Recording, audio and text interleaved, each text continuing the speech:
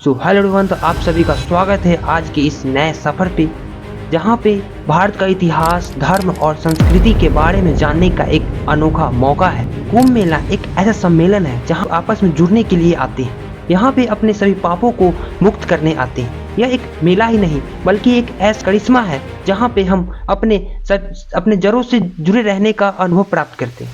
लेकिन क्या आप इसके इतिहास के बारे में जानते हैं? ये क्यों 4 जगह उज्जैन, नासिक, हरिद्वार और प्रयागराज में ही मनाए जाते हैं? ये क्यों प्रत्येक 12 वर्ष पर ही मनाए जाते हैं? इन सभी सवालों का जवाब आज की इस वीडियो में मिलने वाला है। तो चलिए शुरू करते हैं आज के इस शानदार वीडियो को। पुलिस यात्रियों के संचालन का कार्य करती रही।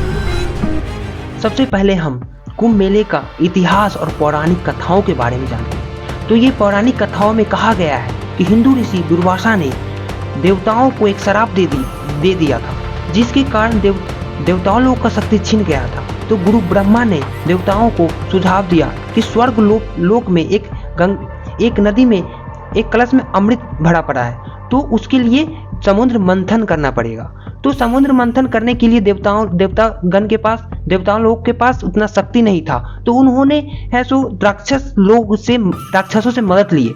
तो राक्षसों से मदद ली और उन्हें कहा गया कि इस अमृत में आधा आपको दिया जाएगा और आधा हम ले लेंगे।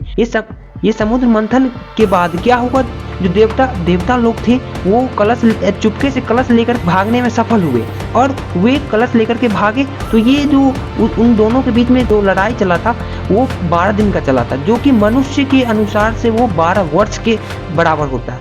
तो वो जो कलश लेकर के वो जो निकले थे, तो वो कलश का 4 बूंद पृथ्वी लोक पे गिर गया था। वो 4 बूंद कहाँ गिरा था? सबसे पहला गिरा था हरिद्वार में गिरा था, दूसरा प्रयागराज में गिरा था, तीसरा उज्जैन और चौथा नासिक में गिरा था। इसी कारण इन्हीं 4 जगह पे है सो कुंभ का मेला लगता है। कुंभ का मतलब क्या होता है? कलश। इसलिए कुंभ का मेला प्रत्येक 12 वर्ष पे और इन 4 जगहों पे एक के बाद एक पहला 12 साल में यहाँ और दूसरे साइकिल में दूसरी जगह, और इन 4 जगहों पे लगता है। इन 4 जगहों पे लगने का भी एक भौगोलिक कारण है, एक एस्ट्रोनॉमिकल एस्पेक्ट है। उन सभी चीजों के बारे में हम जानेंगे।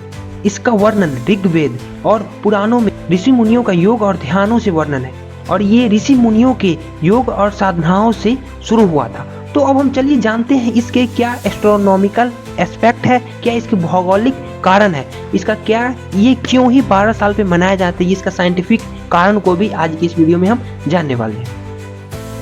स्वागत है कुंभ नगरी प्रयागराज में, जहां पर 12 वर्षों की प्रतीक्षा के बाद होने जा रहा है महाकुंभ। हमारे मिलन को है सर से जो रहना, इन्हें आज ना रोकना, जुदा अपना।